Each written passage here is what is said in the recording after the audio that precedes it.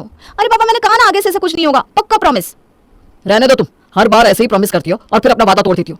नहीं पापा ऐसी कोई बात नहीं है। अब मुझे क्या पता था कि तुम मेरे स्लीवलेस टॉप पहनने से भी ऑफेंड हो जाओगे, और मेरी सारी फ्रेंड्स कहती कि मेरे ऊपर ऐसे टॉप बहुत सूट करते हैं, बस इसलिए पहन लिया था। हाँ तो ठीक है ना, जाओ अपनी सहेलियों के पसंद के हिसाब से कपड़े पहनो और उन्हीं के साथ शादी भी कर लेना, मेरा पीछा छोड़ दो।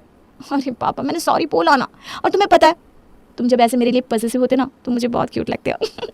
अगर तुम ऐसे ही मुंह फुलाकर बैठे रहोगे ना तो मैं 1 महीने का भी इंतजार नहीं करने वाली, आज ही भगा कर ले जाऊंगी तुम्हें और शादी कर लूंगी। बस रहने दो अपनी चिकनी चुपी बातें, एक बात तो मेरी मानी नहीं जाती और चलिए भाग कर मुझसे शादी करना है। देखो ये तुम्हारी पॉसेसिवनेस है और कुछ नहीं। पार्टी में इतनी सारी खूबसूरत लड़की आई हुई थी, मुझे कोई देखने वाला नहीं था वहाँ पर, मैं तो बस एक ऑर्डिनरी लड़की हूँ। अच्छा, मुझसे पूछो कि तुम ऑर्डिनरी हो या स्पेशल, और ठीक है कोई देखे या ना देखे, लेकिन मुझे तुम्हारे ये ऐसे बेढंग कपड़े पहनना और लड़कों के साथ हंस हंस के बातें करना बिल्कुल भी पसंद नहीं। अब तुम सोच लो, तुम्हें अपने ये गलत सलाह देने वाले दोस्त चाहिए या फिर मयंक? ऑब्वियसली मुझे मयंक चाहिए, क्योंकि 1 महीने में तो हमारी शादी होने वाली है और फिर उसके बाद हमें एक दूसरे से कोई अलग नहीं कर पाएगा। मयंक और निर्जा की 1 महीने बाद शादी होने वाली थी। दोनों की लव मैरिज थी और देखा जाए तो दोनों ही एक दूसरे को पसंद भी करते थे, लेकिन मयंक का नेचर थोड़ा ओवर पॉसेसिव था। अपनी होने वाली पत्नी निर्जा को लेकर वो छोटी छोटी बातों में भी पॉसेसिव हो जाता था और फिर उसके बाद बड़ा बखेड़ा कर देता था।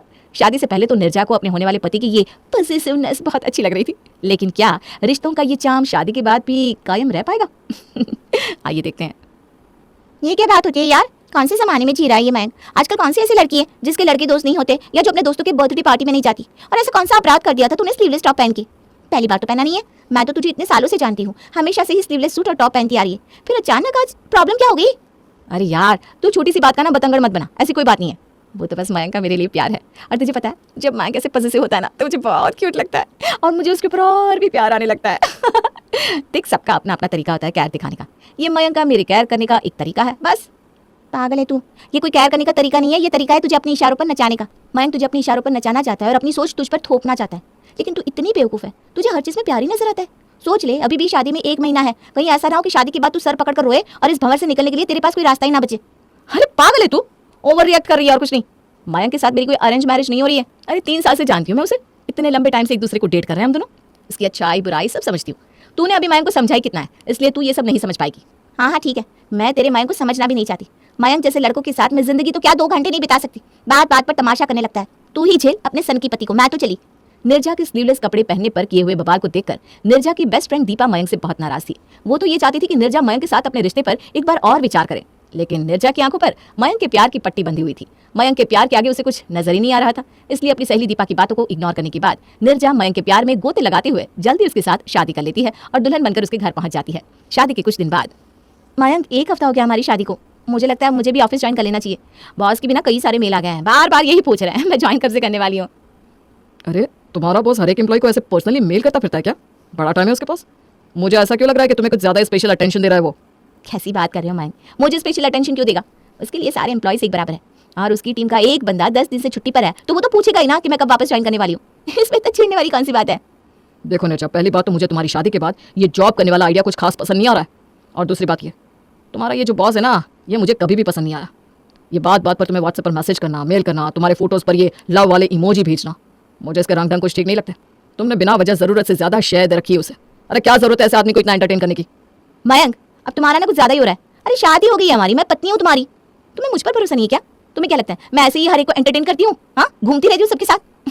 अरे वो मेरा बॉस है, इससे ज़्यादा मैं उसके बारे में नहीं सोचती हूँ, और वो भी एक एम्प्लॉय से ज़्यादा मेरे बारे में कुछ नहीं सोचता है। अपने दिमाग की उपज को ना अपने पास ही रखो तुम। ऑफिस जाने की बात को लेकर मयंक और निर्जा के बीच में जोरदार झगड़ा हो गया था, जिसके कारण अगले 2 दिन तक निर्जा का मूड बहुत खराब रहा। 2 दिन के बाद, मैं इस तरह से घर में कैद होकर नहीं रहने वाली हूँ। बॉस ने अल्टीमेटम दे दिया है, अगर कल से ऑफिस ज्वाइन नहीं किया तो मैं जॉब से हाथ धो बैठूंगी। हाँ तो ठीक है ना, ये कोई दुनिया की आखिरी कंपनी तो है नहीं कि तुम्हारी यहाँ से नौकरी चली जाएगी तो तुम्हें कहीं और नौकरी मिलेगी नहीं। मैं तो कहता हूँ लात मारो ऐसी नौकरी को, और कुछ दिनों के बाद कोई ढंग की कंपनी में अच्छी जॉब ढूंढ लेना। अभी फिलहाल अपनी घर गृहस्थी और रिश्ते पर ध्यान दो। निर्जा मयंक को समझाने की बहुत कोशिश करती है, लेकिन मयंक जैसे टस से मस होने का तैयार ही नहीं था। निर्जा को मयंक का बिहेवियर बहुत ही खराब लग रहा था, लेकिन अब तो वो कुछ कर भी नहीं सकती थी। नई नई शादी हुई थी और इस समय वो उन दोनों के बीच में किसी भी तरह की गलतफहमी या झगड़े की दीवार को बढ़ने देना नहीं चाहती थी, इसलिए वो दिल पर पत्थर रखकर अपनी नौकरी से रिजाइन कर देती है। कुछ दिन बाद, अरे निर्जा, पिछले 15 मिनट से तुम्हें कॉल कर रहा हूँ लेकिन तुम्हारा फोन बिजी जा रहा है, किसके साथ बातों में लगी हो? पर मेरे फोन में तो कोई कॉल वेटिंग नहीं आई, और किससे बात करूंगी? अपनी दोस्त दीपा से बात कर रही थी। ऐसे कौन सी बातें होती है तुम्हारी जो दिन में 4-4 बार तुम दीपा को फोन मिलाती हो? मुझे तो कभी कभी ऐसा लगता है कि बस मेरे घर से निकलने का वेट करती रहती हो तुम। मैं घर से बाहर निकला और तुम तुरंत लगे फोन पर। ये यारी दोस्ती छोड़ो और अपने परिवार पर ध्यान दो। देखो मयंक, हमारी नई नई शादी हुई है, मैं अपना घर, अपने दोस्त, अपनी लाइफ, नौकरी सब कुछ छोड़कर तुम्हारे साथ आई हूँ। इतनी जल्दी एडजस्ट नहीं हो सकती। अपना मूड ठीक करने के लिए मुझे अपने दोस्तों और फैमिली के सपोर्ट की ज़रूरत है। इस बात को तुम्हें समझना चाहिए। ताना मारने की बजाय अगर तुम मेरे साथ थोड़ा अच्छा टाइम स्पेंड करोगे ना, तो शायद हमारे रिश्ते के लिए ज़्यादा अच्छा होगा। मयंक का निर्जा को छोटी छोटी बातों के लिए टोकना अब निर्जा के सब्र का इम्तिहान लेने लगा था। शादी से पहले मयंक की जो बातें उसे क्यूट लगती थी, अब वही बातें उसके बर्दाश्त से बाहर हो गई थी। एक दिन, ये क्या हो रहा है बाहर सब्जी वाले के साथ? हाँ, क्या हो रहा था? सब्जी खरीद रही थी, और क्या? अच्छा, तो सब्जी वाले से सब्जी लेते समय इतना दांत निकाल कर हंसने की क्या जरूरत थी? मयंक, पागल हो क्या तुम? मैं सब्जी वाले के साथ नहीं, मिसेस गुप्ता के साथ बात करते हुए हंस रही थी, और अब मेरे हंसने और बात करने पर भी तुम पाबंदी लगा दोगे क्या?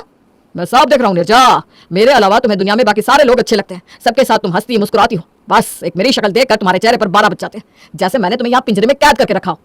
बहुत मजा आता है ना बाहर वालों के साथ। ठीक है, आज के बाद सब्जियां मैं तुम्हें ला कर दूंगा। तुम्हें ऐसे चौराहे पर खड़े होकर सब्जियां खरीदने की कोई जरूरत नहीं है। और मैं तुम्हें शादी से पहले भी बहुत बार वार्न कर चुका हूँ, एक बार और समझा रहा हूँ, मुझे तुम्हारा इस तरह गैर मर्दों के साथ हंस हंस के बातें करना बिल्कुल भी पसंद नहीं है। शादी से पहले तो मैं तुम्हारी बातों को ये सोचकर इग्नोर कर देता था कि शायद अभी तुम इमैच्योर हो, धीरे धीरे समय के साथ मैच्योरिटी आ जाएगी। लेकिन ध्यान रखना, अब तुम एक शादीशुदा औरत हो और तुम्हारे साथ मेरा नाम भी जुड़ा हुआ है। अगर तुमने कुछ भी ऐसी वैसी हरकत की ना, तो तुम्हारे साथ साथ मेरी इज्जत भी दांव पर लग जाएगी। मयंक, तुम मुझे समझते क्या हो? और ये ऐसी वैसी हरकत क्या होता है? सब्जी वाले से सब्जी खरीदते समय जरा सा मुस्कुराती तो तुम्हारी इज्जत दांव पर लग गई। किसी के साथ हंस के बात करना कोई पाप होता है क्या? और सबसे बड़ी बात, तुम्हें मुझ पर यकीन नहीं है क्या? मैं इतनी गई गुजरी हूँ कि सब्जी वाले के साथ ऐसी हरकत करूंगी? मैंने जितना कहा बस उतना ही समझो, बात को रबड़ की तरह खींचने की जरूरत नहीं है। निर्जा, तुम भी जानती हो कि मेरा वो मतलब नहीं था। हाँ तो बताओ ना क्या मतलब था? अरे साफ साफ बोलो ना, ताकि मुझे भी तो समझ में आए कि तुम्हारा मतलब क्या है। सुबह से लेकर रात तक तुम हर समय सिर्फ मेरी लाइफ को कंट्रोल करने की कोशिश करते हो। मैं क्या पहनूंगी, किससे बात करूंगी, नहीं करूंगी, मेरे दोस्त कौन है, हर चीज तुम ही तो डिसाइड करते हो ना। मयंक, शादी से पहले मैंने जितने भी सपने देखे थे ना, तुमने सब चकनाचूर कर दिए। मैं नहीं जानती थी कि मेरी जिंदगी ऐसा मोड़ लेने वाली है। ठीक कहती थी मेरी दोस्त कि आज जिन बातों को मैं इग्नोर कर रही हूँ ना, कल उनके साथ जीना मुश्किल हो जाएगा मेरे लिए। तो ये बात है, तुम्हारी सहेली ने पहले ही तुम्हारे कान भरे हुए, तभी तो तुम बात बात पर मुझे गलत साबित करने लगती हो। मुझे यकीन नहीं होता, तुम वही लड़की हो जो मेरे एक बार नाराज हो जाने पर मेरे आगे पीछे घूमती रहती थी, और अब बात बात पर सिर्फ जुबान लड़ाती हो और बदतमीजी करती हो। अगर तुम्हारी लाइफ शादी के बाद खराब हो गई है ना, तो मेरी लाइफ को भी कोई स्वर्ग नहीं बना दिया तुमने। पिछले 1 महीने में तुमने सिर्फ और सिर्फ वही हरकतें की है जिससे मुझे चिढ़ है। तुम बहुत अच्छी तरह जानती हो निर्जा कि मुझे ये सब बातें बिल्कुल भी पसंद नहीं है। तो मैं क्या करूं मयंक? तुम्हें पसंद नहीं है तो तुम मत करो, लेकिन मेरी लाइफ को कंट्रोल करना बंद कर दो। मैं इंसान हूं, कोई तुम्हारा पालतू जानवर नहीं हूं जो तुम्हारे हिसाब से सारे काम करूं। पहले मैं तुमसे 1 या 2 घंटे के लिए मिलने आती थी, तुम्हें जैसे पसंद था वैसे बनकर तुम्हारे सामने खड़ी हो जाती थी। लेकिन दिन के 24 घंटे और महीने के 30 दिन मैं तुम्हारी मर्जी से सांस नहीं ले सकती। और ये सच तुम जितनी जल्दी एक्सेप्ट कर लोगे उतना ही अच्छा होगा। मयंक और निर्जा के इस झगड़े का कोई अंत नहीं था, इसलिए कुछ देर बाद निर्जा अपना बैग पैक करके अपने मायके जाने लगती है। कहाँ जा रही हो तुम? अपनी मम्मी के यहाँ जा रही हूँ। अब ये मत कहना कि तुम्हें उससे भी प्रॉब्लम है। हाँ है मुझे प्रॉब्लम। कहीं नहीं जाओगी तुम, बैग रखो अंदर और बैठो। ये क्या जबरदस्ती है मयंक? मुझे अपने पेरेंट्स के यहाँ जाने के लिए भी तुमसे परमिशन लेनी पड़ेगी क्या? हाँ परमिशन लेनी पड़ेगी, तुम उनकी बेटी थी और अब मेरी पत्नी हो।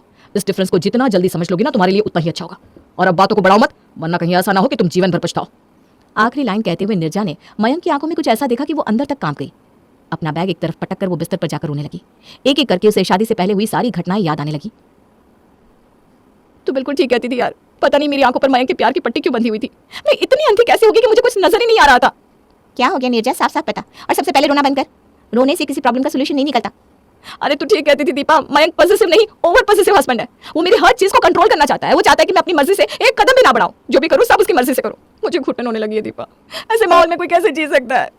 मुझे तो मयंक के लक्षण पहले ही समझ में आ गए थे, इसीलिए मैंने तुझे वार्न भी किया था कि इस मयंक के चक्कर में मत पड़। और अगर तुझे शादी करनी है तो कम से कम पहले उसे समझा कि उसका ये बिहेवियर ठीक नहीं है। अरे पत्नी की प्रॉपर्टी थोड़ी ना होती है जो तुम्हारे नाम लिख गई और अब तुम उसे अपनी मर्जी से इस्तेमाल करोगे। तू जीती जागती इंसान है, तेरी अपनी पसंद हो सकती है, ख्वाहिश हो सकती है। कोई भी औरत जीवन भर किसी आदमी की पसंद से नहीं चल सकती, और जो ऐसा करती है ना निर्जा, उनकी जिंदगी किसी जहन्नम से कम नहीं होती। तू बिल्कुल ठीक कह रही है यार, मयंक को मेरी हर बात से प्रॉब्लम है। वो ना मुझे घर से बाहर निकलने देता है, ना पड़ोस में किसी से बात करने देता है। लड़के तो छोड़, लड़कियों से भी मेरी दोस्ती खत्म करवा दी उसने। मुझे मेरे मायके भी नहीं जाने देता, 5 मिनट से ज्यादा मेरी मम्मी से बात नहीं करने देता। उसे ऐसा लगता है जैसे सारी दुनिया सिर्फ मुझे ही देख रही है और सब लोग मिलकर मुझे उससे अलग करने की कोशिश कर रहे हैं, और वो मुझे प्रोटेक्ट करने की कोशिश कर रहा है। तो परेशान मत हो, मेरे पास एक सोल्यूशन है। तुम दोनों मिलकर मैरिज काउंसलर के पास जाओ। तेरी कही बातों को वो ध्यान से नहीं सुनेगा और तुझे इग्नोर भी करेगा, लेकिन अगर वही बातें उसे कोई तीसरा आदमी बताएगा ना, तो शायद उसका बिहेवियर कुछ चेंज हो पाए। देख, तू भी अब इस शादी को तोड़ने की बजाय निभाने की कोशिश कर।